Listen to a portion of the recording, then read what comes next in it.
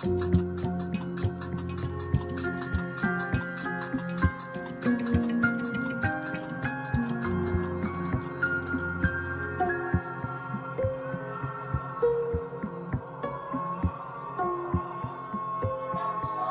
Coran, de l'arabe Al-Quran, qui signifie récitation ou lecture, est le livre fondateur de l'islam, une religion partagée par plus d'1 milliard de fidèles dans le monde.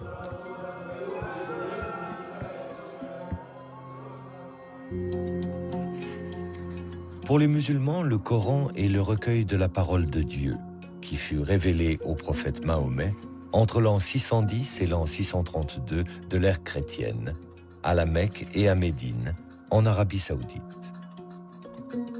L'ensemble de la révélation se répartit en de multiples unités de texte très courtes, appelées versets, au nombre de 6000. Dans le Coran, ces 6000 versets sont regroupés en 114 chapitres, appelés sourates, identifiés par un titre de longueur variable et organisés selon un classement précis, des sourates les plus longues aux sourates les plus courtes.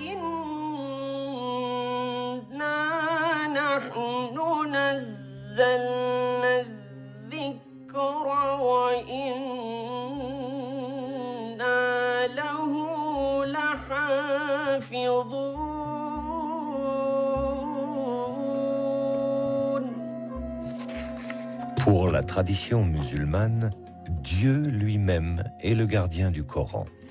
C'est-à-dire qu'il n'y aurait eu tout au long de son histoire qu'une seule et unique version du texte coranique, inchangée depuis 14 siècles.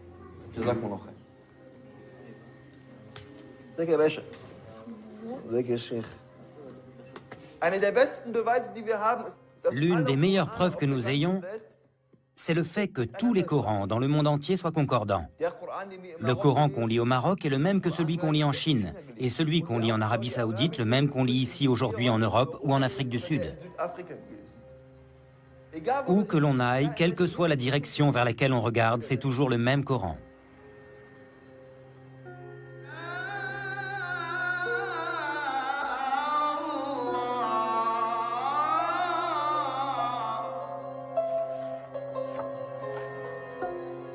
Ce dogme d'un Coran immuable, pilier de la tradition musulmane, allait pourtant être remis en question par des scientifiques européens à la suite d'une découverte totalement inattendue.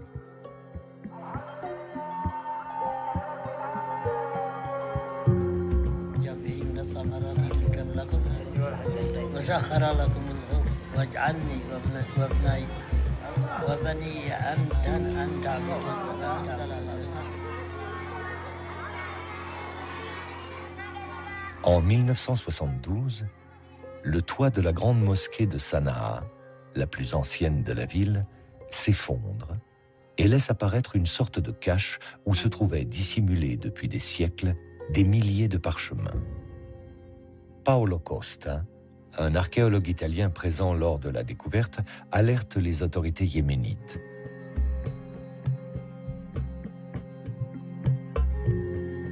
Il s'agirait de fragments de Corans anciens. Une équipe de chercheurs européens procède à une datation au carbone 14 et confirme. Ces fragments datent du tout premier siècle de l'islam, vers l'an 680 de l'ère chrétienne.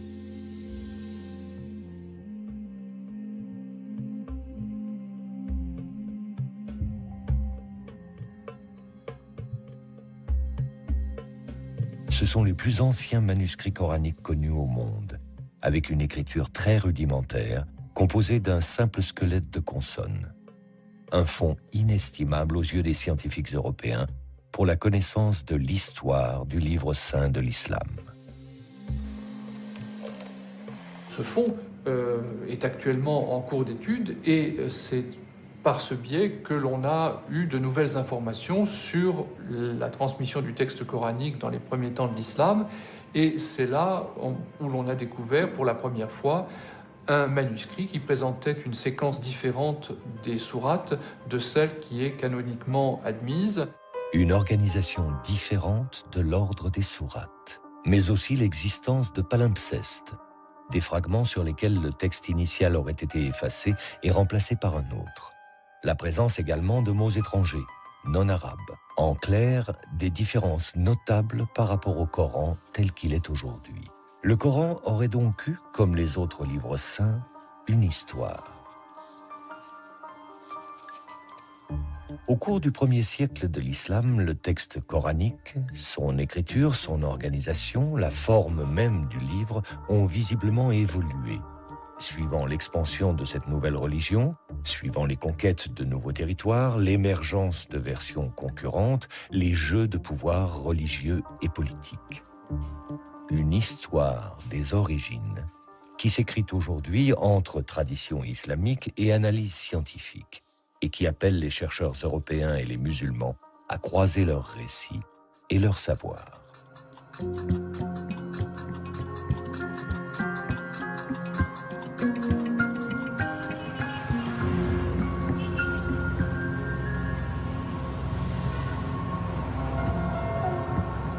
Ferid Haider est étudiant à l'Université libre de Berlin, au département des langues sémitiques et arabes. Mais en tant qu'imam, il est à ce titre porteur de la tradition musulmane. Un enseignement qu'il a reçu à l'université Al-Azhar du Caire, haut lieu du savoir islamique.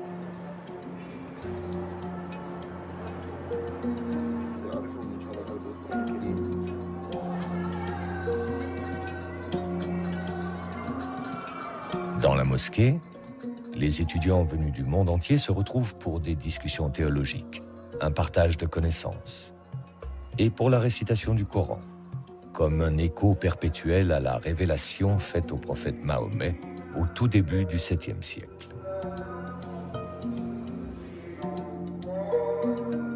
À cette époque, l'Arabie n'était qu'un vaste désert que parcouraient les nomades et leurs caravanes. L'oasis de la Mecque abritait la Kaaba, un sanctuaire où l'on vénérait encore de multiples dieux, des idoles de pierre. Pourtant, les tribus juives et les chrétiens présents en Arabie diffusaient depuis longtemps déjà l'idée de la foi en un Dieu unique. Parmi les habitants de la Mecque, un homme faisait exception. Il s'appelait Mohammed, Mahomet. Marchand caravanier, âgé d'à peine 40 ans, il avait pour habitude de partir méditer seul dans une grotte. C'est là qu'il a reçu, en l'an 610, sa première révélation. Un homme lui apparut. L'homme marcha vers lui et lui dit « Ikra, lis, au nom de ton Seigneur qui a créé. »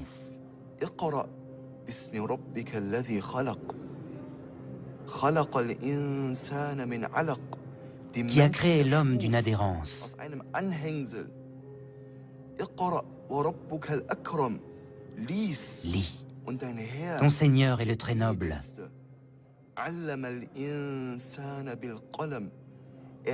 Qui a enseigné par la plume. A enseigné à l'homme ce que l'homme ne savait pas. Et cet homme que le prophète Mahomet a vu, c'était Djibraïl, l'archange Gabriel. Cet archange en qui les chrétiens et les juifs croient aussi. Ces 5 versets furent les premiers de la révélation faite à Mahomet.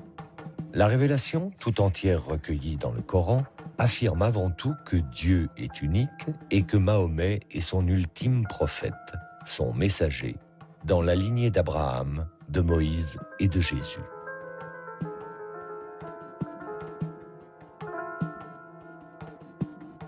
Elle aborde aussi les grands thèmes de la soumission à Dieu, de la récompense des fidèles ou du jugement dernier.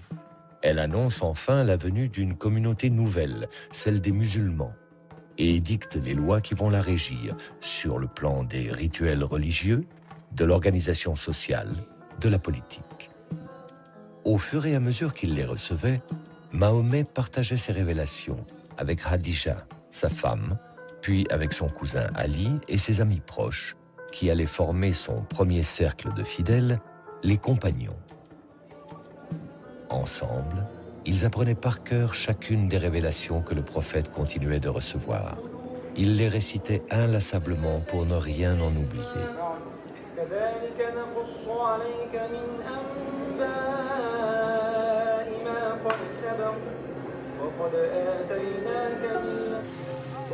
Si la Mecque est aujourd'hui le lieu le plus sacré de l'islam, appelant chaque année par millions les musulmans au pèlerinage autour de la Kaaba, il n'en fut pas ainsi au temps du prophète.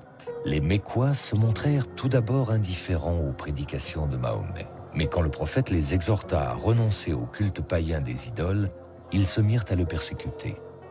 Mahomet fut contraint de quitter la Mecque. C'est à Médine, une oasis où vivaient de nombreux Arabes convertis au judaïsme, que le prophète s'installa en l'an 622 avec ses premiers fidèles, les compagnons, dont Abu Bakr, Omar, Ousmane et son cousin Ali. Médine fut sacrée capitale du premier État islamique. À la tête d'une communauté nouvelle et dotée d'une puissante armée, le prophète Mahomet partit à la conquête de nouveaux territoires.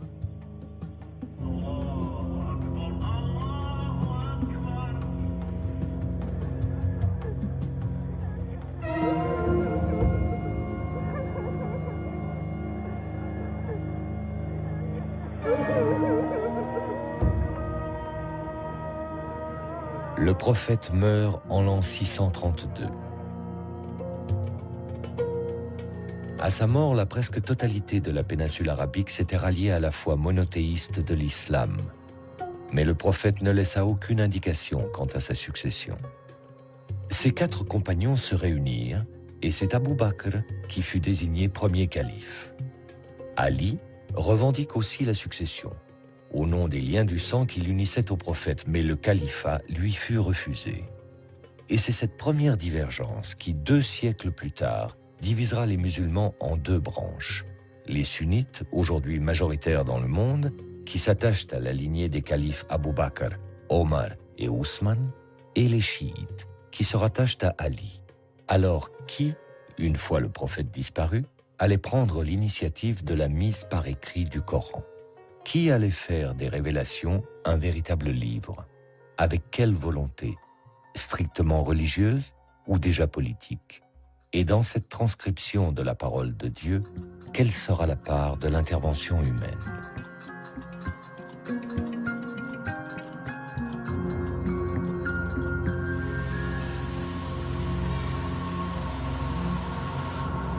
François Desroches est l'un des spécialistes mondiaux de l'histoire des manuscrits arabes. C'est à la Bibliothèque nationale de France, où est conservée l'une des plus importantes collections de manuscrits anciens, qu'il travaille actuellement sur des Corans provenant de Damas et du Caire. En tant que paléographe et codicologue, il applique au Coran une double analyse, à la fois de l'histoire de l'écriture et de l'histoire des codex, les plus anciennes formes de livres reliés.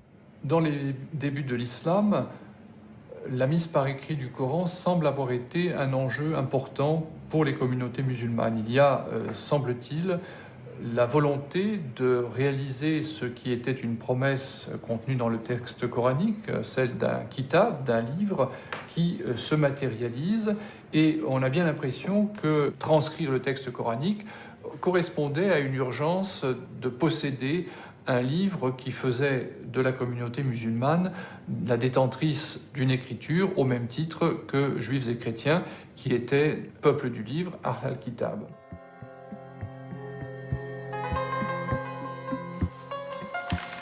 Le manuscrit arabe 328 est l'un des plus anciens exemplaires du Coran aujourd'hui connu.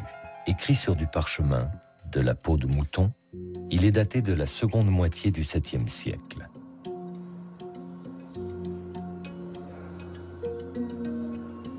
Ce manuscrit fut découvert dans une cache de la mosquée Amr, à Foustat, l'actuelle banlieue du Caire, lors de la campagne d'Égypte menée par Bonaparte à la fin du XVIIIe siècle.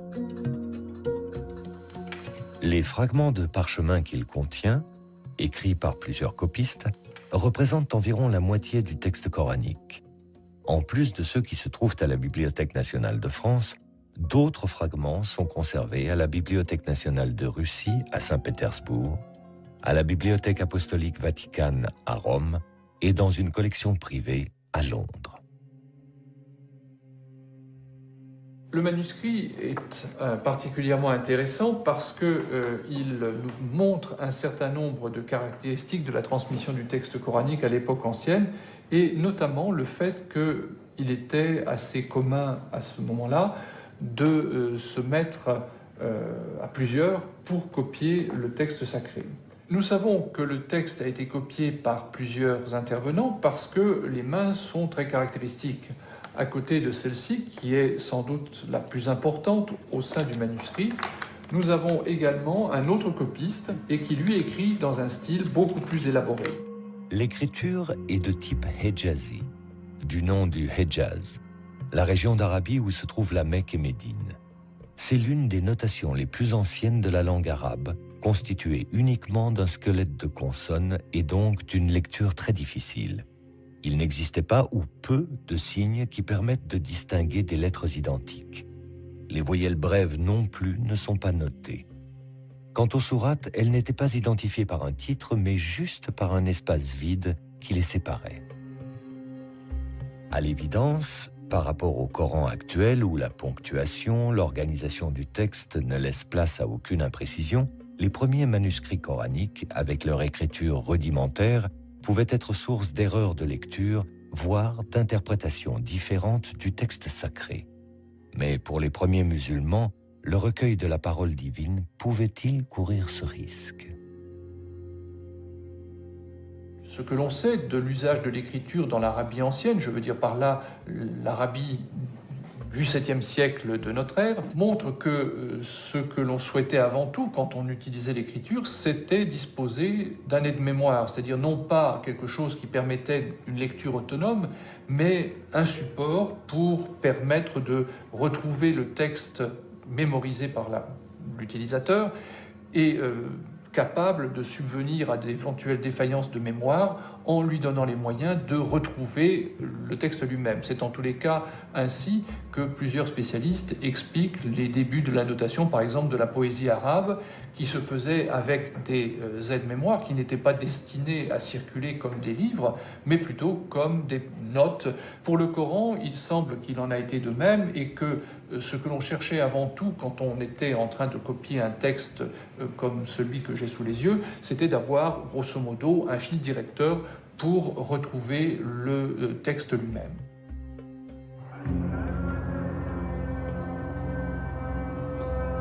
Même utilisée comme aide-mémoire, et malgré ses insuffisances orthographiques, la mise par écrit de la révélation coranique montre la grande confiance que témoignaient les premiers musulmans dans la capacité d'un livre à assurer la sauvegarde de la révélation coranique. Restait à donner à ce livre, fût-il encore dans sa forme primaire, un statut central, unique. En un mot, un statut de texte canonique. C'est à cette tâche que s'est consacré le calife Ousmane, troisième successeur du prophète Mahomet, et dont le récit de la tradition musulmane a établi précisément les conditions et les enjeux. À l'époque du calife Ousmane, l'empire islamique s'est considérablement étendu. Au nord, vers les provinces de Cham, l'actuelle Syrie, mais aussi à l'est, vers les provinces de Perse, et à l'ouest, vers l'Égypte. Ces conquêtes ont incorporé à l'empire des populations converties à l'islam, mais ne maîtrisant pas la langue arabe. Et voilà pourquoi il y eut parmi les musulmans des désaccords concernant la récitation du Coran, notamment dans des endroits très éloignés de la Mecque et de Médine, ces berceaux de l'islam. Et les musulmans commencèrent à se disputer, en particulier lors de 2 batailles contre les Arméniens et les Azéris. Et l'un des plus proches compagnons du prophète Mahomet, qui portait le nom de Hudayfa, était présent lors de ces batailles. Et quand il s'en revint après avoir vu ces conflits entre les musulmans, il alla sur le champ retrouver Ousmane ibn Affan, qui était le calife de l'époque. Et il dit à Ousmane ibn Affan: « Ô Ousmane, sauve cette Oumma, sauve cette communauté avant qu'elle ne se divise et avant qu'elle ne se dispute au sujet de son livre, comme l'ont déjà fait les Juifs et les chrétiens avant eux.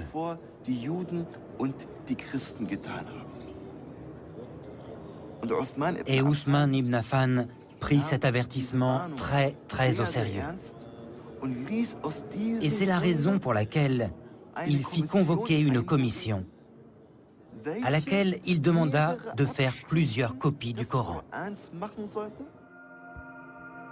De Médine, les copies furent envoyées vers les principales villes de l'Empire musulman, vers la Mecque, Basra, Koufa, Damas et le Caire. Le calife Ousmane imposait ainsi sa version officielle que la tradition musulmane retiendra comme la Vulgate d'Ousmane, la forme canonique du texte coranique qui, encore aujourd'hui, est la version de référence. Mais l'imposition de cette Vulgate se fit au prix de décisions despotiques. D'autres versions du texte coranique existaient dans l'Empire, concurrentes, avec un nombre de versets ou une organisation différente des sourates. Les plus connues furent celles de Ali, le cousin du prophète Mahomet, qui, selon la tradition chiite, aurait compté 3 fois plus de révélations coraniques que la Vulgate d'Ousmane, et celle d'Ibn Masoud, qui fut lui aussi un des proches du prophète. Le calife Ousmane interdit ces versions concurrentes à la sienne et demanda leur destruction définitive. Ibn Masoud, qui ne voulut s'y soumettre, fut publiquement châtié.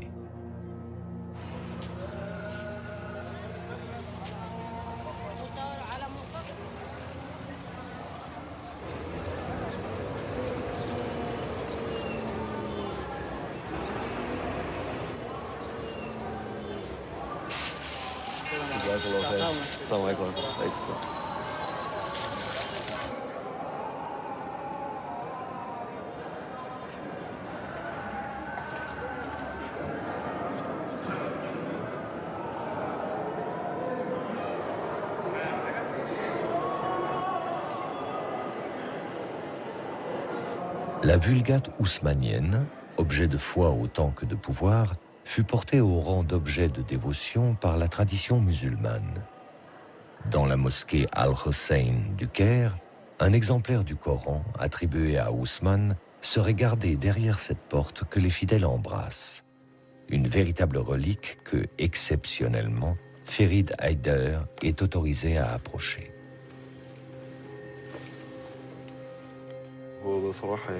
À vrai dire, c'est un très grand moment pour moi. Ceci est bien l'un des exemplaires du Coran qui a été écrit à l'époque d'Ousmane. Que Dieu soit satisfait de lui. Tout simplement, on s'accorde pour dire que ce Coran est l'une des 6 copies que le calife Ousmane avait ordonné d'écrire. On peut voir les pages et prendre connaissance de cette écriture. Il est grand au nom d'Allah. Il n'y a ni ponctuation ni voyelle. Bismillah.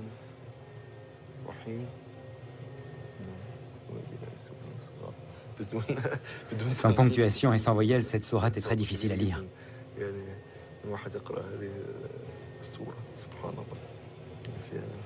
Je peux voir la dernière page?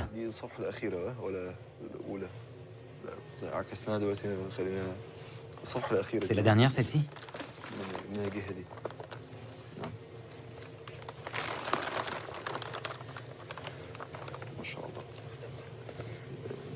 C'est la dernière. C'est la sourate An-Nas, les hommes, n'est-ce pas? Oui, gloire à Dieu. C'est grandiose, c'est incroyable quand on y pense. Que ce Coran ait été écrit de la main de l'un des vénérés compagnons. Que Dieu soit satisfait d'eux. Il y a d'autres informations que l'on doit connaître au sujet de ce Saint Coran?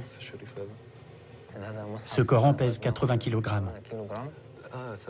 80 kg, c'est très lourd. Oui, c'est très lourd. Et il fait combien de pages? 1087 feuillets. Combien? 1087 feuillets. Ah.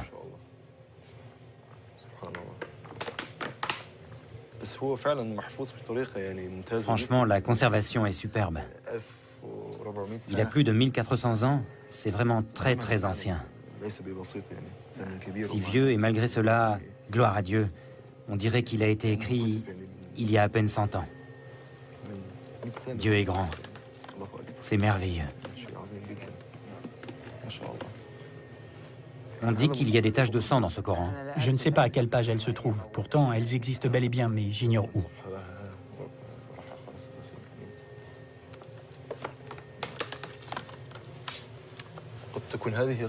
Est-ce que ça pourrait être ça, les marques de sang?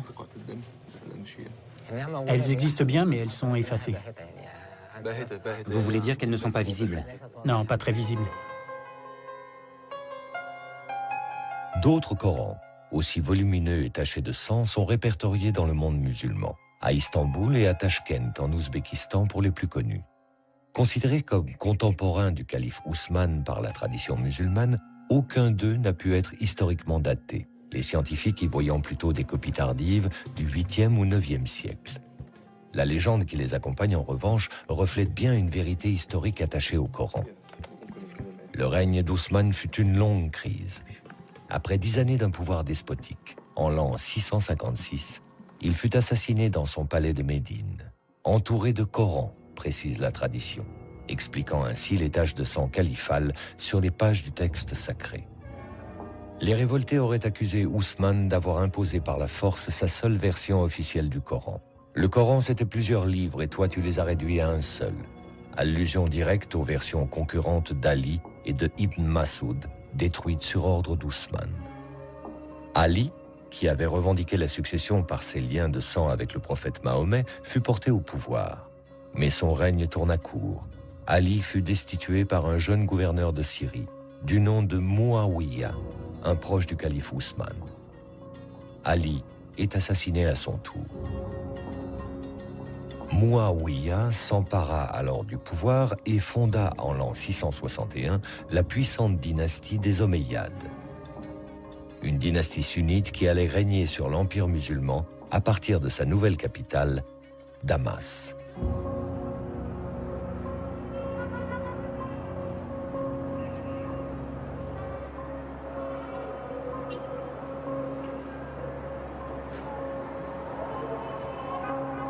Trente années à peine après la mort du prophète Mahomet, et une fois mise en place une première version canonique du texte sacré par le calife Ousmane, le Coran allait, sous les Omeyyades, entrer dans la seconde phase de son histoire.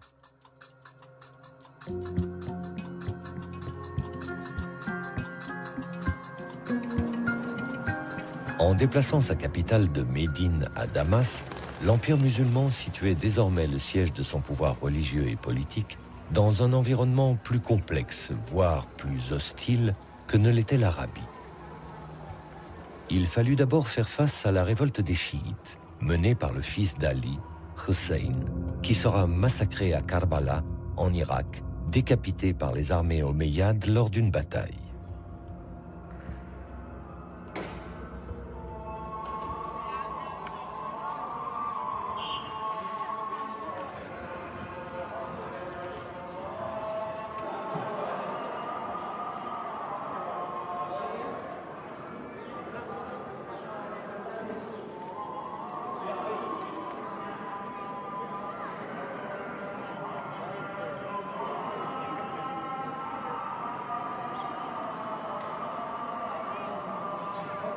Selon la tradition, la tête de Hossein serait conservée, curieux paradoxe, dans la mosquée même des Omeyyades, relique aujourd'hui vénérée par les pèlerins chiites venus d'Iran. Avec le massacre de Hossein, les Omeyyades ne mettaient pas fin à la lignée chiite, mais ils amorçaient une victoire future, symbolique. Les chiites allaient reconnaître la Vulgate d'Ousmane comme texte coranique officiel et unique pour l'ensemble de la communauté musulmane. L'autre défi, d'importance, se trouvait du côté de Byzance et de son puissant empire chrétien gréco-oriental, lui-même héritier de l'Empire romain. Les conquérants arabes musulmans lui avaient déjà ravi les provinces de Syrie et d'Égypte, mais pour le calife Muawiyah, l'influence de Byzance sur la Méditerranée restait un obstacle pour lui qui voulait porter l'islam vers l'Ifriqiya, la porte de l'Afrique du Nord.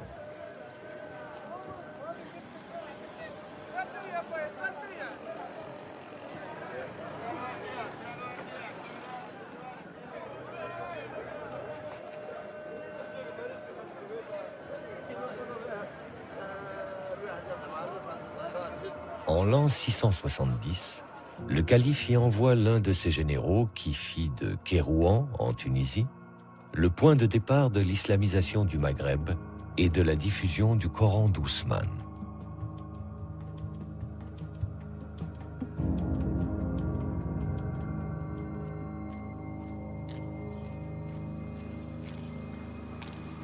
Le général y édifia une grande mosquée et les fidèles musulmans nouvellement convertis y furent regroupés autour du seul et unique Coran d'Ousmane.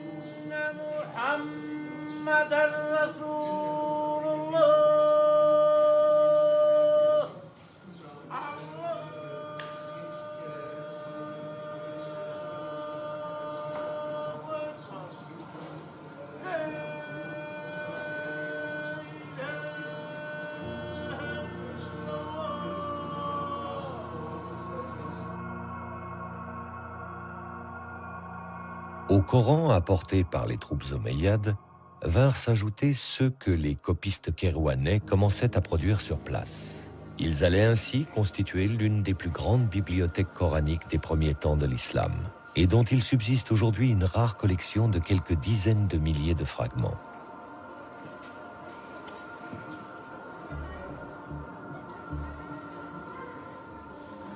Parmi eux, 2 exemplaires historiques de Coran de l'époque omeyyade. Considérés aujourd'hui comme patrimoine de la ville, témoins de l'histoire de Kérouan, l'analyse de ces Corans anciens fut récemment confiée à François Desroches.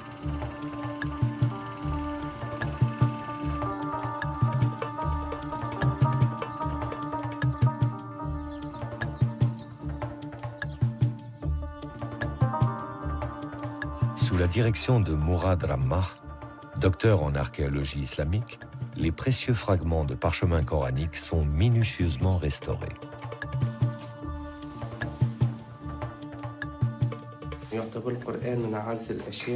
Le Coran est considéré comme l'une des choses les plus précieuses pour la communauté musulmane. Le Coran occupe une place très particulière dans le cœur de chaque musulman. C'est pourquoi, lorsque je restaure un manuscrit sur lequel sont écrits des versets du Coran, cela éveille un autre restaurateur en moi. Quand je restaure un manuscrit, en général, j'essaie de faire la plus belle restauration possible, de la plus belle forme, pour que le manuscrit se conserve au mieux. Mais quand je restaure un manuscrit coranique, ça me procure un sentiment de plénitude, un sentiment de bonheur réellement indescriptible. Car on préserve une chose investie d'une valeur culturelle et humaine qui, pour l'islam, est unique.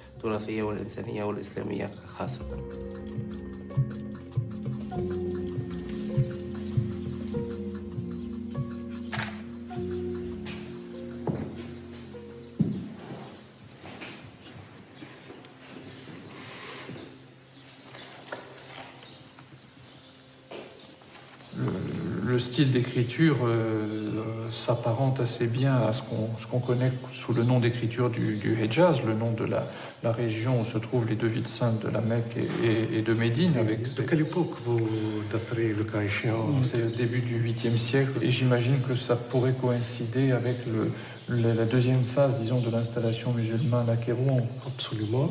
Ça aurait pu effectivement être un des moyens d'islamisation du pays avec cette présence d'une collection de Coran à la grande mosquée de Coran. Il y a sans doute eu une volonté de faire durer ce manuscrit. On le voit dans ces pages qui ont été repassées pour les rendre plus lisibles. Absolument. Je ne pense pas qu'à Kérouan, dans les manuscrits de la collection, on observe de divergence par rapport à ce qui est la Vulgate haussmannienne, c'est-à-dire que les sourates sont dans l'ordre où on les connaît actuellement. On a l'impression effectivement que dans l'histoire, il y a eu une volonté de diffusion de copies de références qui a été très forte. Là, c'est vraiment tout à fait autre chose. C'est sublime et c'est vraiment grandiose. Si on ouvre une page, on a vraiment la vision de la taille de ce manuscrit qui était impressionnant. Impressionnant, effectivement. Nous disposons de plus de 250 feuillets, alors que effectivement on considère que ce manuscrit il était constitué de 500 feuillets. Il faut Oui. 500 pour. Oui, ça représentait un volume énorme. Donc là, même si ça n'est pas forcément exactement le tout début du 8e siècle, c'est vraiment la première moitié. Et c'est un témoignage tout à fait exceptionnel sur la diffusion du texte coranique à cette époque et l'art du livre aussi, parce qu'il faut quand même remarquer cette espèce de saut qualitatif tout à fait impressionnant entre les deux manuscrits. La finesse du trait, on a affaire à des professionnels du dessin, des gens qui sont déjà des enlumineurs qualifiés. Et donc il y a une grande variété de couleurs et de motifs aussi. Oui, ce motif de flèche est assez exceptionnel. La qualité du décor et surtout sa variété, on a l'impression qu'il n'y a pas deux sourates précédées d'un bandeau identique, que ce soit du décor végétal ou du décor davantage géométrique. Oui. Encore aujourd'hui, ça reste un manuscrit impressionnant par sa dimension. On a vu tout à l'heure un autre manuscrit qui était quand même beaucoup plus petit, peut-être qu'une page. On voit bien la différence de valeur et la différence des moyens mis en œuvre. Oui, ça, je crois que c'est un des joyaux de la collection. Absolument.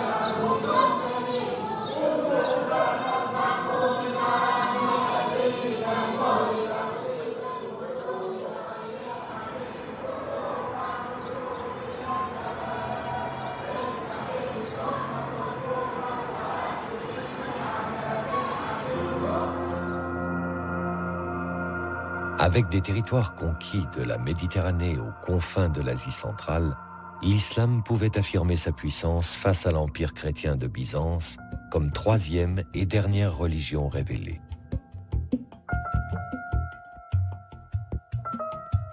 Il lui restait cependant à donner une véritable expression à cette puissance, mais dans une grandeur de l'islam liée à l'histoire du christianisme.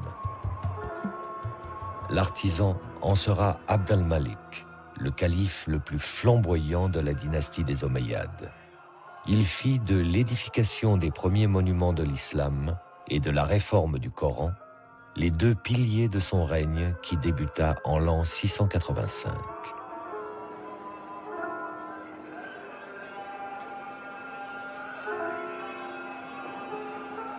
Sur l'emplacement même de la mosquée, avant que la région ne soit conquise par les musulmans, se trouvait une petite église dédiée à Saint Jean le Baptiste, une figure chrétienne présente dans le Coran sous le nom de Yahya. Son tombeau fut gardé au centre de la salle de prière et il est toujours, aujourd'hui, vénéré par les musulmans.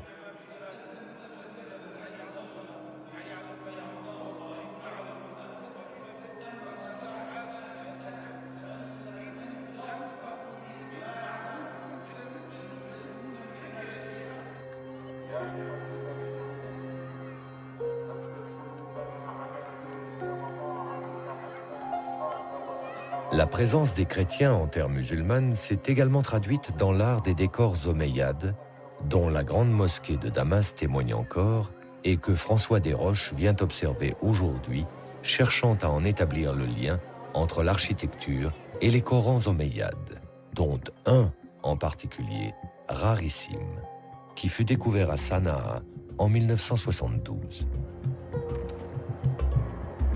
Les décors vont être sans doute la façon la plus directe de percevoir les changements qui sont opérés et qui introduisent une synthèse entre le savoir-faire des sujets chrétiens ou juifs de l'Empire arabe et les besoins des nouveaux maîtres.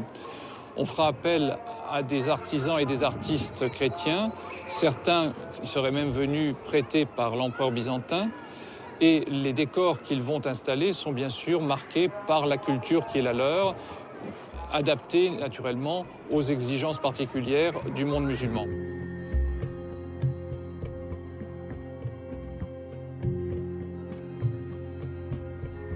On peut faire des parallèles extrêmement précis entre ces mosaïques chrétiennes dont je parlais à l'instant et les décors des Corans. Dans les enluminures qui ornent les Corans d'époque omeyyade, on peut peut-être trouver une trace de l'influence de ces grandes constructions. On peut naturellement rapprocher la structure de la grande mosquée de Damas avec cette enluminure qui figure sur la page de droite de ce célèbre fragment trouvé à Sanaa il y a de cela quelques années.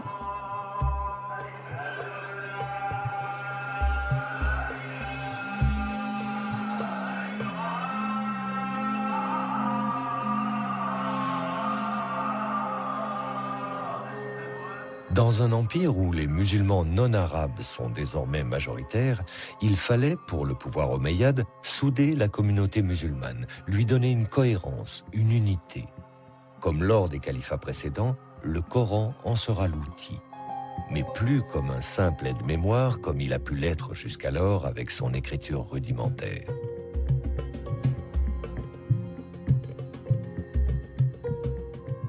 Pour le calife omeyyade Abd al-Malik, l'amélioration de la Vulgate d'Ousmane s'imposait.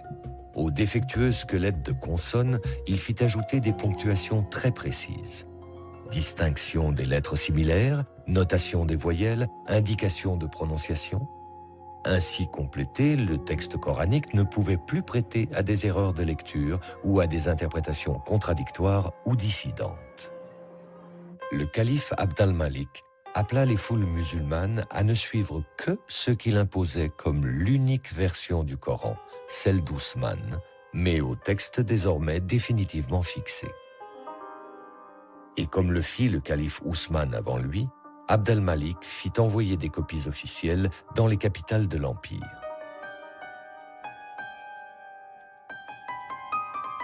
Moins d'un siècle à peine après la disparition du prophète Mahomet, l'islam, au même titre que les deux religions révélées, détient son livre. L'œuvre du calife Ousmane et sa volonté d'un Coran unique et unifié sont enfin accomplies.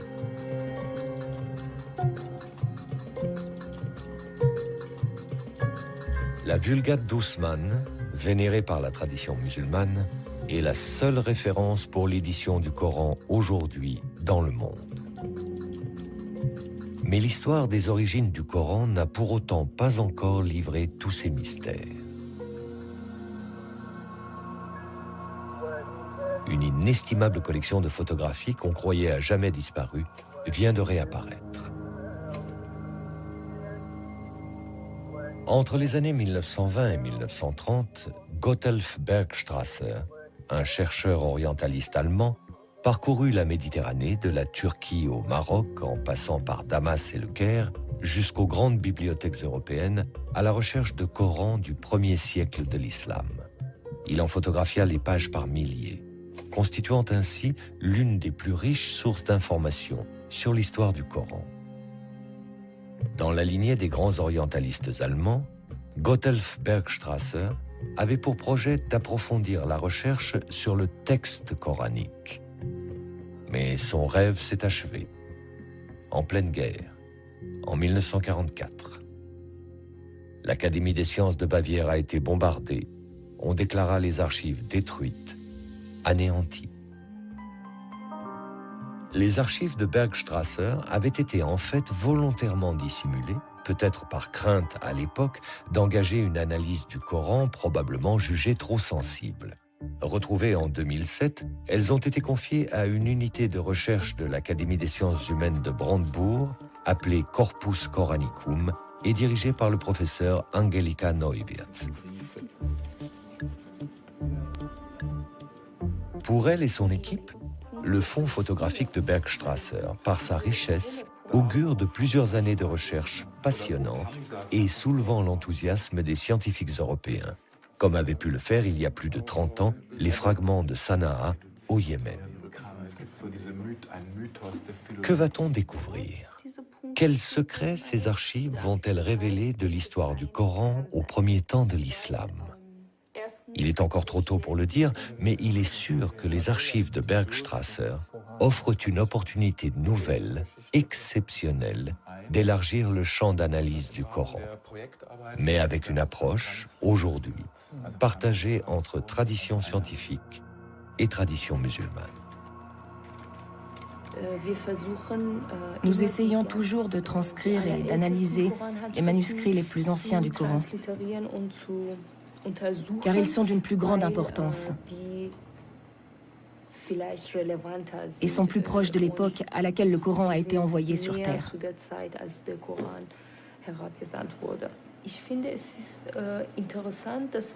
Il me semble intéressant que les musulmans s'impliquent eux aussi dans ces travaux. D'abord pour savoir quelles sont les recherches menées ici, avec quelle méthode, et ce que l'on pense du Coran en Occident. Ensuite, si les musulmans prennent part à ces études orientalistes, cela leur permettra peut-être de faire changer des opinions parfois défavorables à l'islam et au Coran, qui sous-entendent que tout cela est faux et falsifié.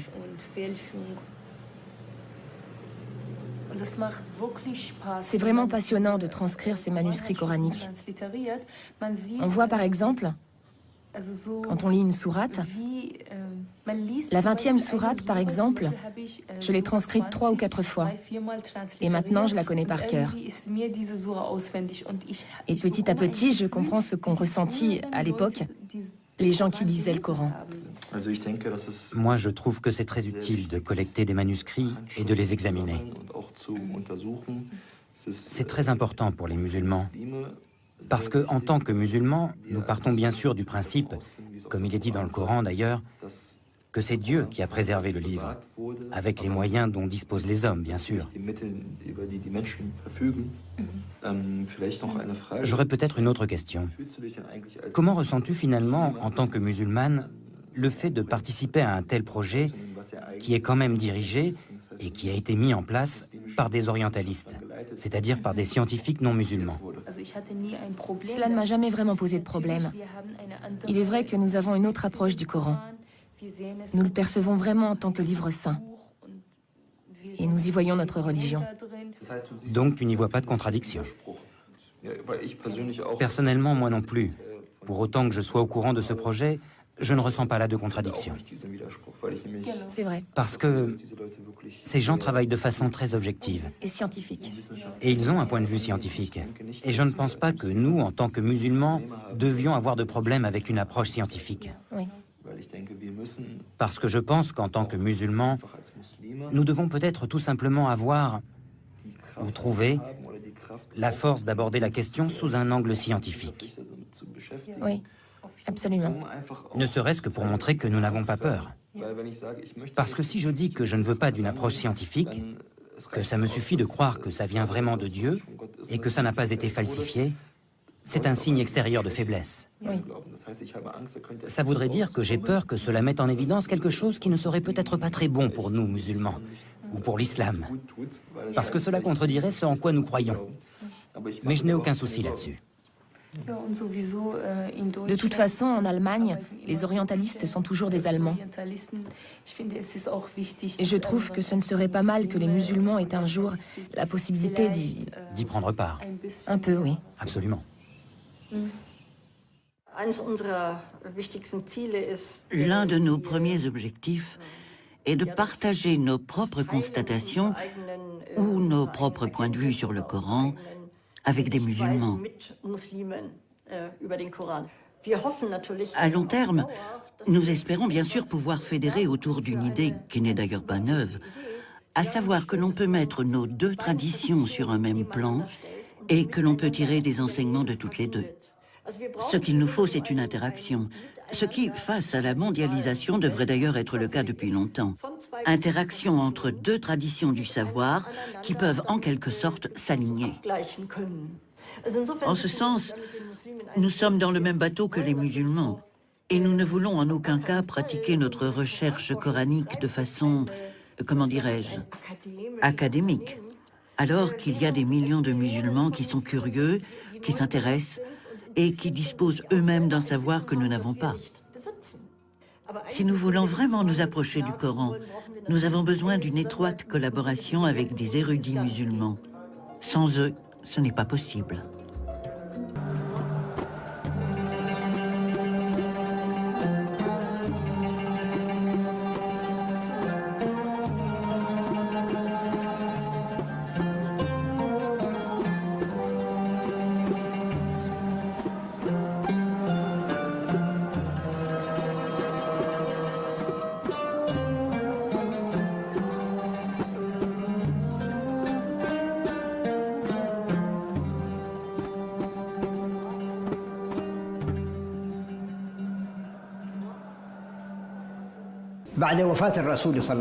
Après la mort du prophète, Dieu le bénisse et lui accorde le salut, quelle attitude allait-on adopter? Et y a-t-il une personne que le prophète ait désignée pour commander aux musulmans après lui? Au sens étroit du terme, il est clair qu'il n'y avait pas une personne en particulier qui aurait pu être véritablement le successeur du prophète.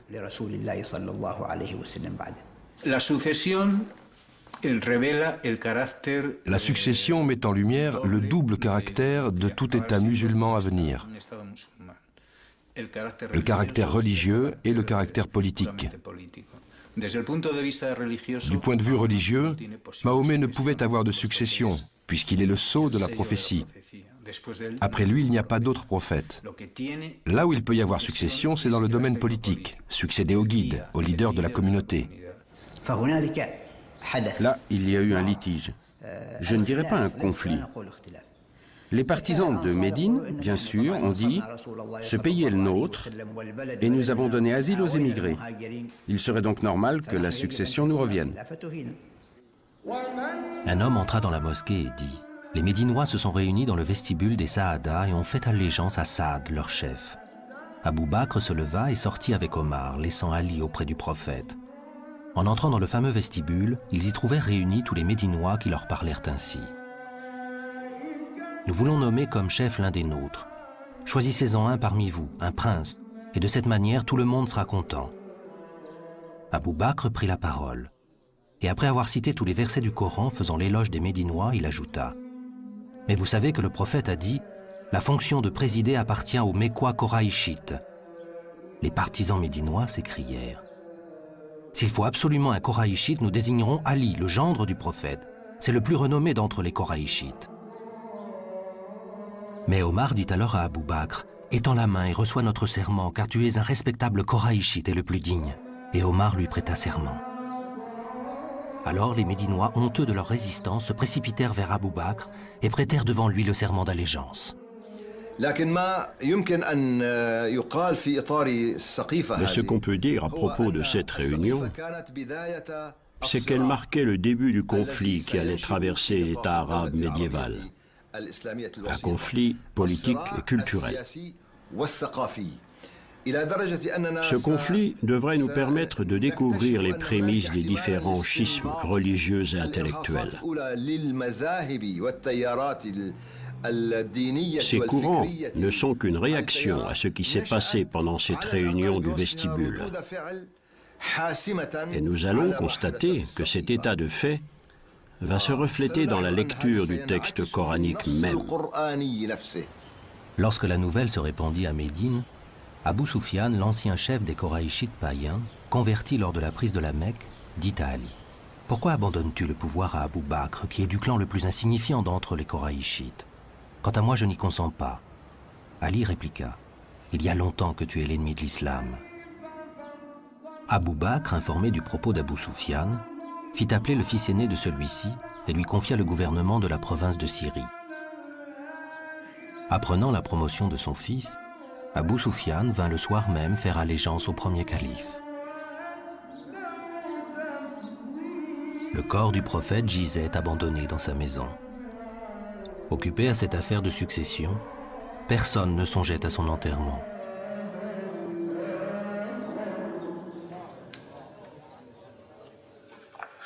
Quel héritage Mahomet a-t-il légué en tant que prophète? À sa disparition, il y a d'une part des fragments d'un Coran dispersés dans tant de mémoires de compagnons, et d'autre part le souvenir de ses gestes et paroles, les hadiths.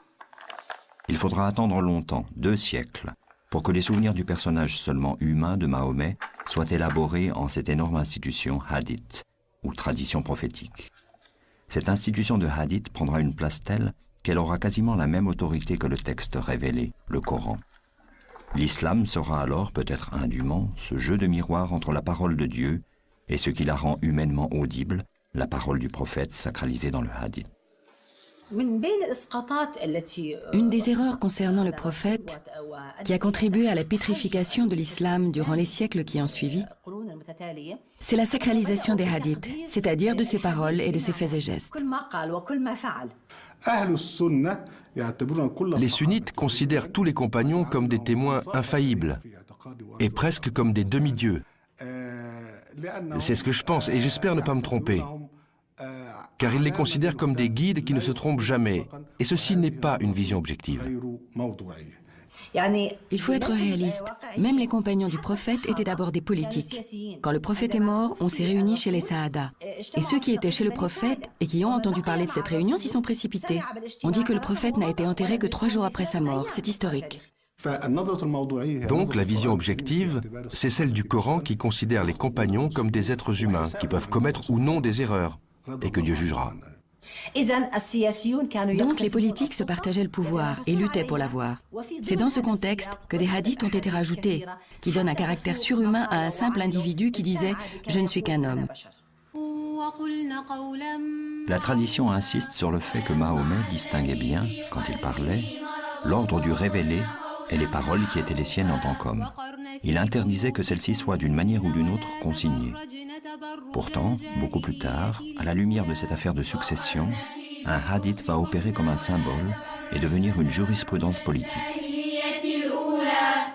قصة صغيرة حدثت مع السيدة فاطمة بنت رسول الله عليه الصلاة والسلام مع سيدنا أبو بكر اللي هو الخليفة الأول من خلفاء الرسول عليه الصلاة والسلام.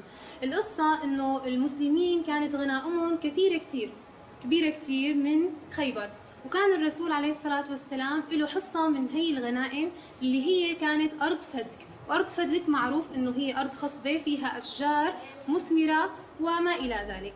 فبعد وفاة الرسول عليه الصلاة والسلام راحت السيدة فاطمة إلى أبو بكر الصديق باعتباره الخليفة الأول لرسول الله وبإيده أمر المسلمين كلهم. شو قالت له؟ طالبت بحصتها من ماذا؟ من أراضي خيبر أو من ميراث والدها. فذهبت إلى سيدنا أبو بكر وطالبت بذلك. لكن أبو بكر شو قال لها؟ قال لا والله إني لسمعت رسول الله عليه الصلاة والسلام يقول نحن معاشر الأنبياء لا نورث ما تركناه صدقة. Dès la mort de Mahomet, pratiquement toute l'Arabie va contester la religion qu'il a apportée. Mettant en cause le pilier de l'aumône obligatoire, la zakat, les provinces d'Arabie vont diriger les armes contre un pouvoir central à peine né. Ce violent reniement, dont l'un était dirigé par une femme prophétesse, Soujah, va être vigoureusement réprimé par le premier calife Abou Bakr. Telle sera la seule réalisation de son court mandat, qui aura duré 20 mois. Les Koraïchites ont été à l'avant-garde pour réprimer la rébellion qui a éclaté à la mort du prophète. Après le retour des rebelles à l'islam, on a décidé qu'il serait mieux d'orienter le potentiel guerrier de ces gens vers l'extérieur des frontières. Autrement, ils ne tarderaient pas à reprendre les armes à l'intérieur. De là est venue l'idée des conquêtes. Les commandants de ces armées étaient de la tribu des Koraïchites, les nouveaux convertis. Et la plupart des soldats étaient ces nomades qui avaient participé à cette rébellion. Il va de soi que lorsqu'une nation est occupée à faire des conquêtes, elle en vient à oublier ses querelles internes. En politique, c'est connu.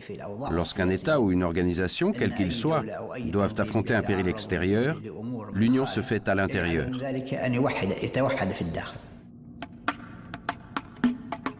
Deux puissances sont considérées comme opposées à l'islam. La Byzance chrétienne trinitaire et la Perse zoroastrienne. Face à ces deux adversaires, les musulmans vont donner un autre sens à la notion de djihad. Jusque-là, notion générale qui désignait dans le Coran et pour Mahomet n'importe quel combat contre le mal, que ce mal soit en soi-même ou partout autour de soi. Vers 637, après avoir conquis l'empire perse chancelant, Omar, au nom de ce même djihad élargi, affrontera Constantinople. Quant au fait que l'islam se soit répandu par la force, si nous cherchons dans le Coran pour voir si l'islam ordonne l'utilisation de la force, dans les versets du Coran et la Sunna, la tradition du prophète, nous voyons bien qu'il n'y a aucune obligation à se convertir à l'islam. Aucune contrainte. Quand le Coran parle des objectifs du combat, il dit « Combattez dans la voie de Dieu contre ceux qui vous feront la guerre. Combattez-les jusqu'à ce que vous n'ayez point à craindre la tentation. » Il les met en garde contre la perte de leur liberté de croyance, afin que les musulmans ne soient pas opprimés et qu'ils ne soient pas détournés de leur foi.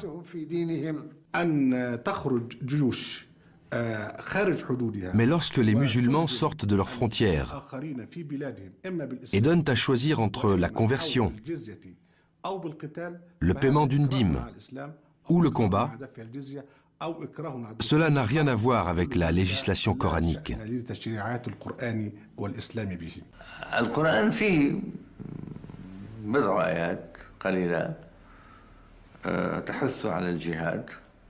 Dans le Coran, il y a quelques versets qui incitent au djihad. Les croyants se battent sur la voie de Dieu. Cela veut dire que lorsqu'ils conquièrent des pays, ils commencent par proposer l'islam. S'il est accepté, ils y entrent pacifiquement. Sinon, ils entrent par la force.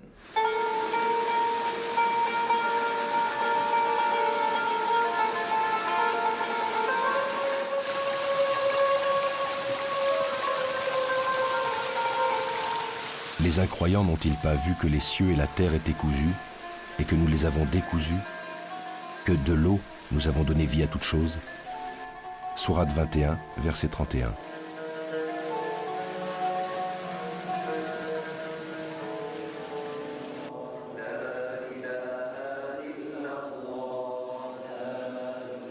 Omar fonde l'administration à l'image d'un véritable État.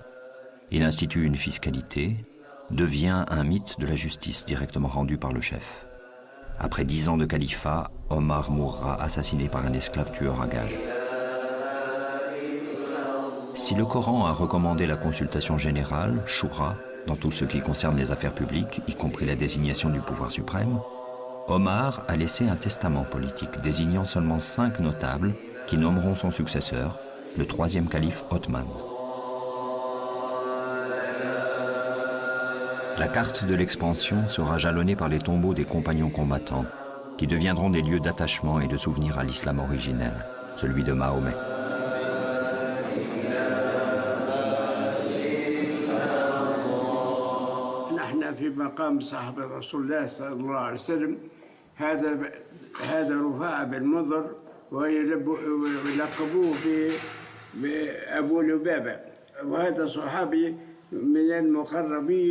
مع سيدنا محمد نبينا ما خرج مع النبي للجهاد في غزوة بدر ثم رد من ثنية قال يا أبا البابا أرجع للمدينة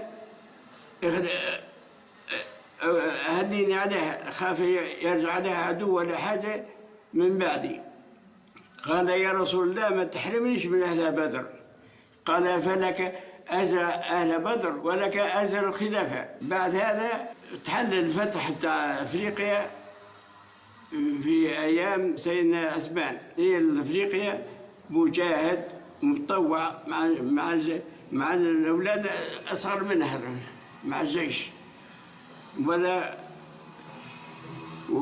وقتها هو عمره تقريبا 75 عام وانا صرت مرضى من قريب القابس هني يقول بطراح يقول في مطرح وادي الغيلان توفى ثم جابوه جاب سنين الظهر هذه كانت البقعة هذه فارغة دفنوه هذه يقول لها ظهرة الصويدة.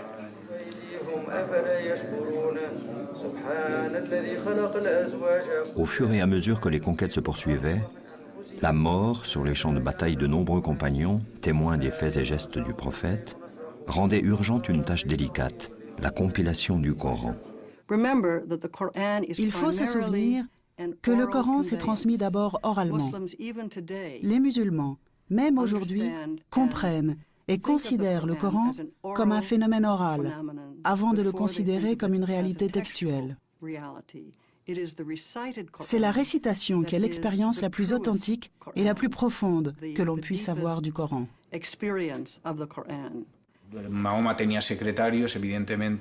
Mahomet avait des secrétaires, bien évidemment. Il leur répétait la révélation qui était alors transcrite sur les matériaux qu'il trouvait à portée de main.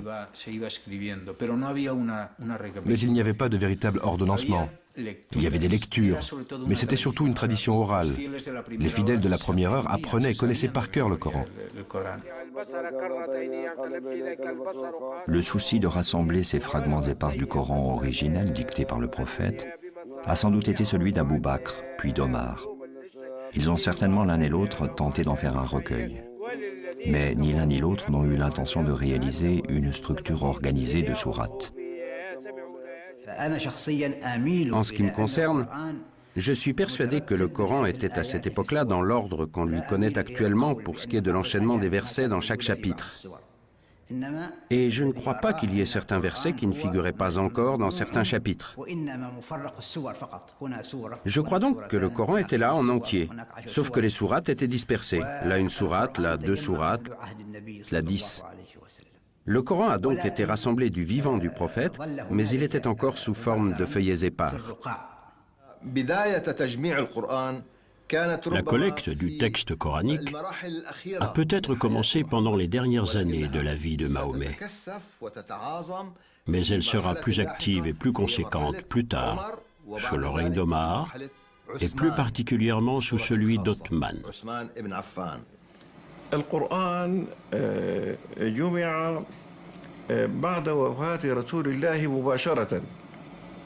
Le texte du Coran a été rassemblé juste après la mort du prophète. En effet, lors de la rébellion de certaines tribus arabes, de nombreux compagnons qui avaient mémorisé le Coran étaient tombés en combattant, en martyrs. On craignit donc que la perte de ces mémoires vivantes n'entraîne la perte d'une partie du Coran.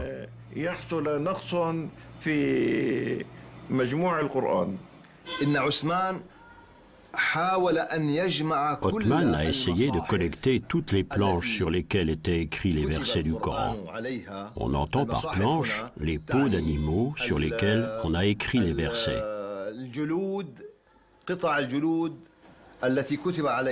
Il a donc rassemblé tout cela pour pouvoir choisir et il a constitué le Coran. C'est ce qu'on appelle le Coran d'Othman.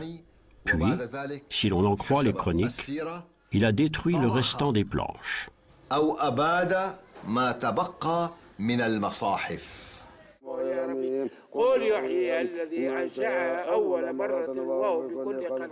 Le compagnon Hudayfa combattait aux confins de l'Arménie. Revenu de l'expédition, il se précipita dans la maison du califat sans même, disent les chroniques, avoir pris le temps de rentrer chez lui. Il tint au calife ce langage. « Accours au secours de cette nation avant qu'elle ne périsse. » « Et de quoi serait-elle menacée » demanda Othman. « Il s'agit du livre de Dieu. J'ai participé à l'expédition d'Arménie qui a rassemblé des combattants venus d'Irak, de Syrie et du Hidjaz. Et j'ai vu les hommes s'affronter. J'en ai entendu qui s'accusaient d'apostasie. Nous allons droit, j'en ai peur, à un désaccord au sujet de notre livre comme celui que juifs et chrétiens connaissent au sujet des leurs.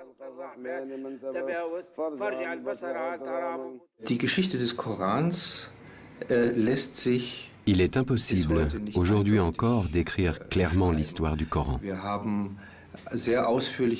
Nous avons des versions très détaillées qui nous viennent de la tradition islamique, mais il y a à l'intérieur du Coran des éléments qui indiquent qu'il n'a pas été écrit d'un seul jet.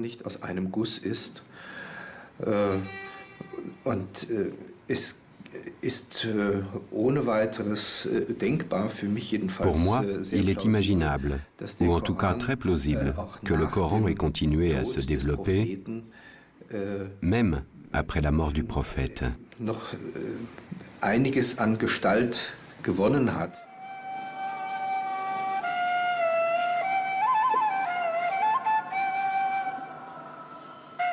Louange à Dieu, souverain de l'univers, le clément, le miséricordieux, souverain au jour de la rétribution. C'est toi que nous adorons, c'est toi dont nous implorons le secours. Dirige-nous dans le sentier droit, dans le sentier de ceux que tu as comblés de tes bienfaits, de ceux qui n'ont point encouru ta colère et qui ne s'égarent point. Première sourate, la Fatiha.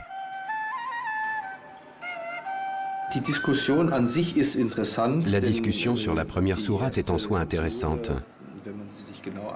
Lorsqu'on regarde plus précisément, on voit que c'est comme une prière. Elle est complètement différente du reste du Coran, d'un point de vue littéraire.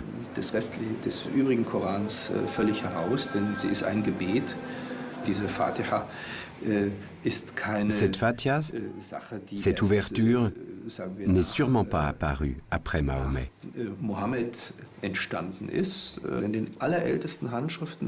Mais elle s'appelle Fatiha el-Kitab, comme si elle était l'introduction du livre. Ce qui ne veut pas forcément dire que c'est la première sourate du livre, mais plutôt le chapitre d'invitation. C'est la raison pour laquelle on dit Kitab. Il s'agit de l'introduction au Coran.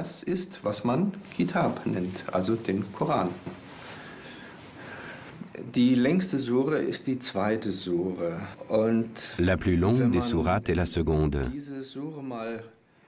Or, si on observe sans parti pris cette sourate, on s'aperçoit que c'est un assemblage de répétitions, un assemblage de sujets qui s'entrechoquent brutalement.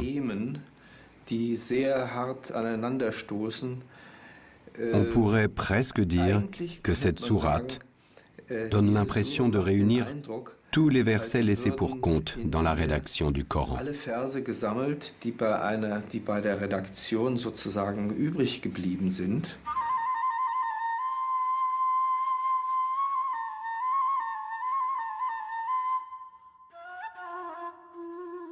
L'entreprise de Othman de faire une entité structurée à partir des fragments et des groupes de versets reçus par Mahomet pendant 23 ans de prophétie peut paraître aujourd'hui assez complexe. Il y a pour chaque verset du Coran une sorte de petite histoire qui raconte comment cette révélation est advenue.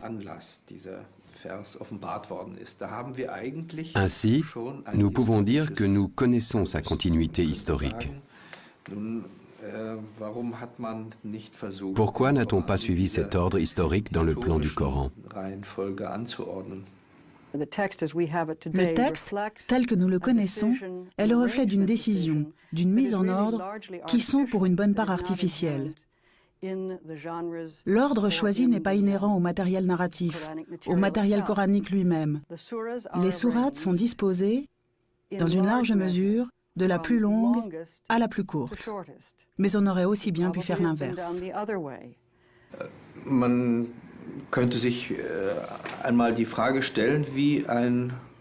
On peut se demander à quoi ressemblerait un livre contenant l'ensemble des révélations placées dans leur ordre d'apparition.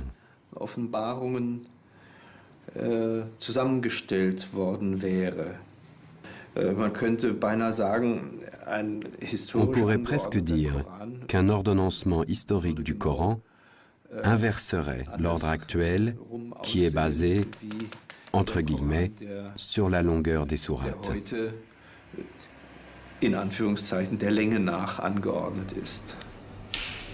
La tradition présente les choses d'une manière simplificatrice. Othman, initiateur de ce grand projet en vertu de sa position de calife, désignera une commission de 5 anciens secrétaires du prophète.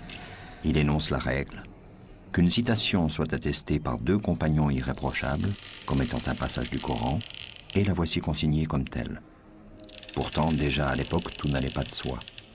Ainsi, par exemple, à l'initiative de Othman, un passage du Coran jusqu'alors considéré comme une seule sourate sera scindé en deux. L'une des deux sourates portera le nom de sa tribu, Quraysh. C'est un exégète fort connu, Ibn Kathir, qui l'affirme ainsi, pour donner à sa tribu glorieuse le privilège d'une sourate portant son nom dans le Coran. La structure voulue par Othman a ceci d'étrange qu'en offrant une infinité d'entrées à ce livre, elle le rend sujet à toutes les interprétations possibles. D'aucuns disent qu'il y a là une raison majeure qui a conduit à l'assassinat de Othman.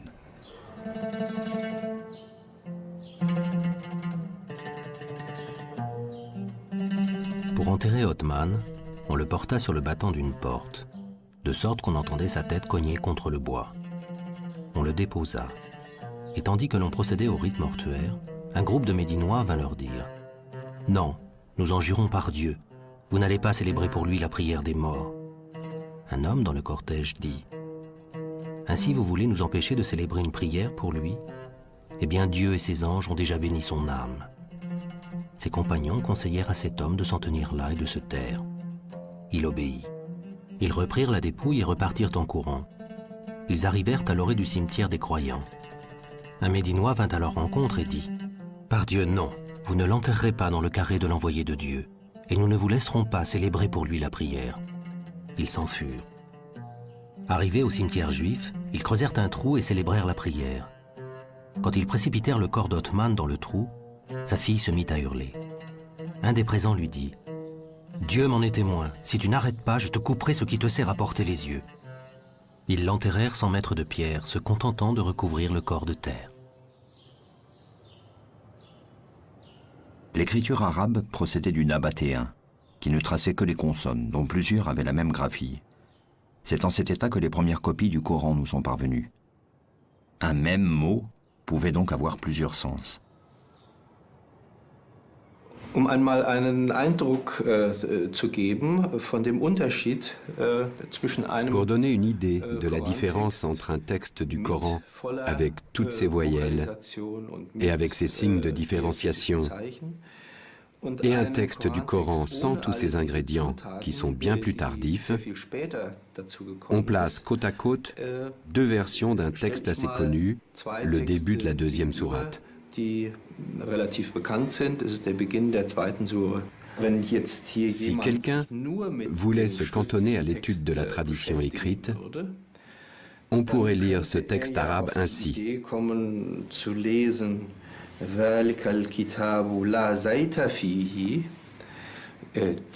livre ne contient pas du tout d'huile d'olive.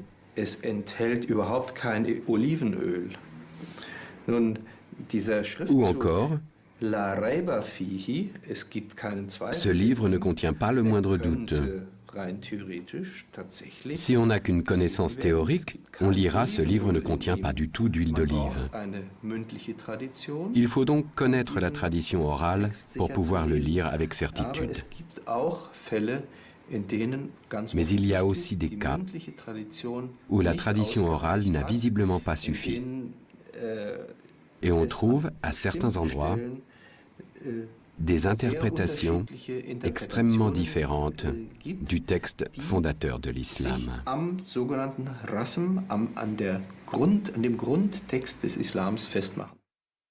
Nous n'avons envoyé avant toi, dit le Coran à Mahomet, aucun apôtre auquel Satan n'eût suggéré des erreurs dans la lecture d'un livre divin.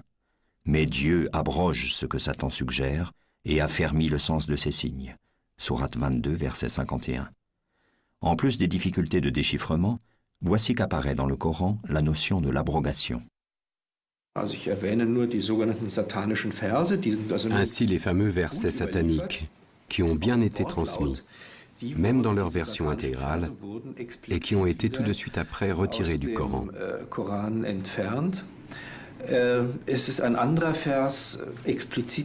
Il y a un autre verset qui a été éliminé, le verset de la lapidation, qui est en outre fondamental pour les juristes.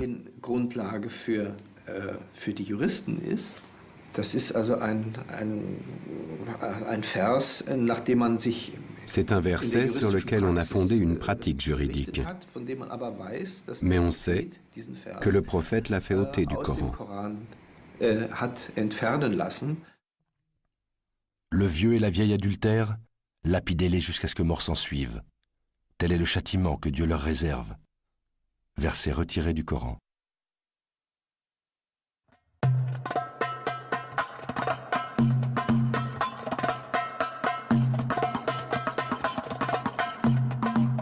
Une fois le texte stabilisé, les sciences coraniques procéderont par de nombreux mécanismes à une stricte codification pour l'exégèse. Le mécanisme le plus complexe est celui de l'abrogation. Un verset peut annuler l'autorité d'un autre du même thème, du seul fait qu'il ait été révélé après. Par exemple, le verset 260 de la sourate 2 dit « Nulle contrainte en religion, voici que la raison émerge de l'égarement ». La portée de ce verset, quand il s'agit de justifier une guerre idéologique, est limitée, voire totalement annulée, en référence à un verset plus tardif, désigné par les exégètes comme étant le verset du glaive. Les mois sacrés expirés, tuez les idolâtres partout où vous les trouverez. Faites-les prisonniers, assiégez-les et guettez-les dans toute embuscade. Mais s'ils se convertissent, s'ils observent la prière, s'ils font l'aumône, alors laissez-les tranquilles, car Dieu est indulgent et miséricordieux. Sourate 9, verset 5. Le Coran est clair, mais cette clarté est devenue obscurité. Nous l'avons abrogé. Il n'y a pas de contrainte en religion. Jésus dit dans l'Évangile, « Lequel de vous allumera une lampe et la mettra sous le boisseau ? Il doit la mettre à un endroit élevé pour qu'elle éclaire le monde entier. » Le concept « nulle contrainte en religion » est la lumière qui éclaire le monde. Et nous avons abrogé cela. Nous nous sommes abrogés. Nous avons abrogé les prophètes. Nous avons abrogé l'esprit humain avec la pratique de la contrainte. C'est un crime à l'encontre de l'homme, à l'encontre de Dieu et à l'encontre de l'histoire. En islam, il n'y a pas de différence entre la sphère du profane et la sphère du religieux, entre ce qui est à César et ce qui est à Dieu. La charia, la loi coranique, veut que Dieu gère tous les rapports qui règlent la cité des hommes. La législation ici dessine les champs du licite et du permis. Étant donné que Mahomet est le sceau des prophètes et qu'il a été envoyé à toute l'humanité, en quoi sa prophétie est-elle différente des autres prophéties ? Les lois de l'Ancien Testament ont été édictées pour des situations particulières. En revanche, les lois édictées dans le livre de Dieu à Mahomet sont fondées sur le principe des limites. Pour bien vous expliquer cela, prenons par exemple un terrain de football. Ce terrain a des contours extérieurs. Le jeu se passe à l'intérieur du terrain et si le ballon sort, l'arbitre siffle. Il y a des règles du jeu sur le terrain, mais il y a des milliards de possibilités de jeu. Par exemple, il a dit « Vous couperez les mains des voleurs, hommes ou femmes ». La limite du châtiment, c'est le fait de couper la main. Mais en dehors de cela, il y a des millions d'autres possibilités. Mais gare à ne pas dépasser la limite, car alors tu deviendras un barbare et un sauvage.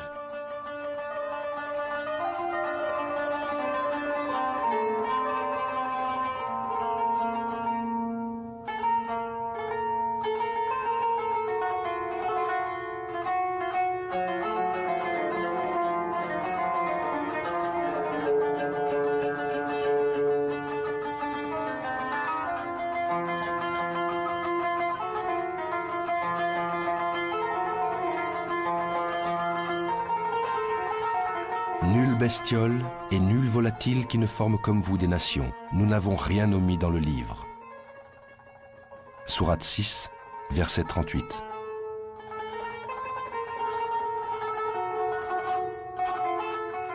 Dieu n'a rien omis dans le livre, sauf que la perception des prophètes, comme de tous les humains, est soumise à des lois naturelles de compréhension. Et c'est là que peuvent apparaître l'erreur, l'illusion et l'équivoque. Comme il est dit dans la sourate 3, verset 5, « C'est lui qui t'a envoyé le livre. » Parmi les versets qui le composent, les uns sont explicites, ce sont la matrice du livre, les autres sont équivoques. Entre les deux planches de la couverture du livre, tout est la révélation reçue par Mahomet. Tous ces versets sont mis ensemble, puisque tous ont été révélés à l'envoyé de Dieu. Seulement, ils sont de deux sortes, les versets explicites et les versets équivoques.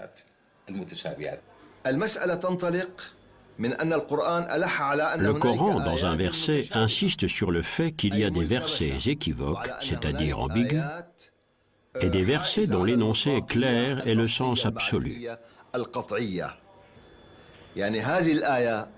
Ce verset est l'un des plus importants dans le Coran.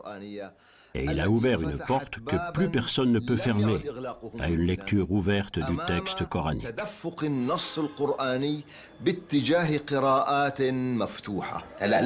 Les versets explicites reçus dans le message prodigué à Mahomet et aux prophètes qui l'ont précédé peuvent subir des variations, commandées par Dieu d'époque en époque. La preuve, c'est que Dieu a donné une révélation à Moïse et l'a transformée avec Mahomet.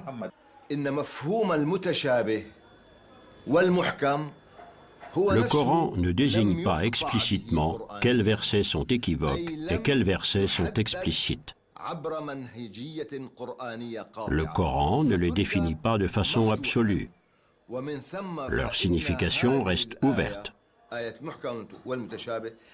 conséquence, ce verset, dont le but était de différencier entre équivoque et explicite, est lui-même équivoque, c'est-à-dire ambigu, ce qui élargit l'horizon du texte coranique.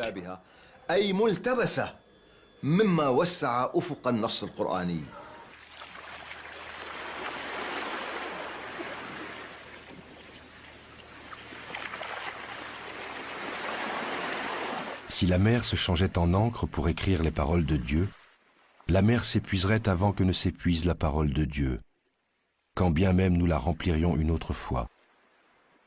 Sourate 18, verset 109.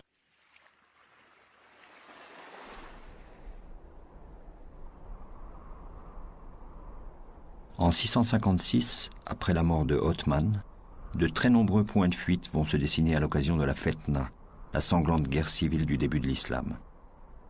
Empêché de gouverner, le 4e calife Ali, cousin et gendre de Mahomet, conclura cette ère de califes clairvoyants qui ont marché sur les pas du prophète. Le pouvoir sera désormais essentiellement, sinon totalement, politique. Pendant un siècle au moins, et à partir de là, il s'exercera sous la menace des révoltes et des scissions qui donneront naissance aux principales doctrines, sunnisme, chiisme, kharidjisme. Par-delà ces dissensions, la figure de Mahomet se maintient vive et comme encore présente dans les cités, les villages et chez le petit peuple. Portrait du prophète, d'après Tabari. Il était de taille moyenne, ni très grand, ni très petit. Son teint était d'un blanc rosé, ses yeux étaient noirs. Les cheveux de sa tête étaient longs et lui allaient jusqu'aux épaules, ils étaient noirs. Sa barbe qui entourait tout son visage était bien fournie. Son nez était droit, ses dents écartées. Son cou était blanc, son dos était charnu et robuste. Entre les deux épaules, il avait une excroissance de la grandeur d'un dirham, entouré de poils non clairsemés, mais touffus. Au fil des siècles, l'islam de Mahomet ira à la rencontre des peuples du monde. De l'Espagne à l'Inde, de Byzance au Maghreb, de la Perse aux profondeurs de l'Afrique et de l'Asie. C'est toute une civilisation riche de savoir, de science, de culture et de spiritualité qui se bâtit. Aujourd'hui, plus d'1 milliard d'hommes et de femmes se réclament d'un même livre, le Coran, d'un même prophète, Mahomet, et d'un Dieu unique qu'ils partagent dans le message de Moïse et de Jésus, au-delà des conflits et de l'ignorance, avec d'autres femmes et d'autres hommes.